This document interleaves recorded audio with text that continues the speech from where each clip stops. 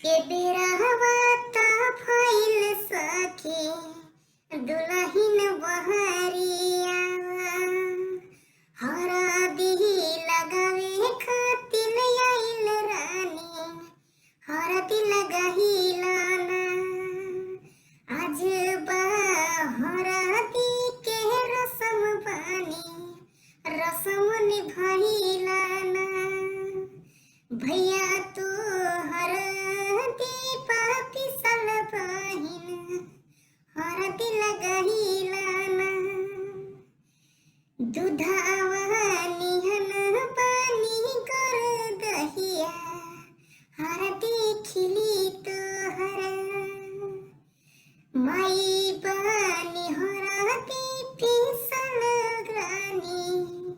हरदी लगाहिलाना दुल्हा हुने बाहर दी लागत तू तो लगाही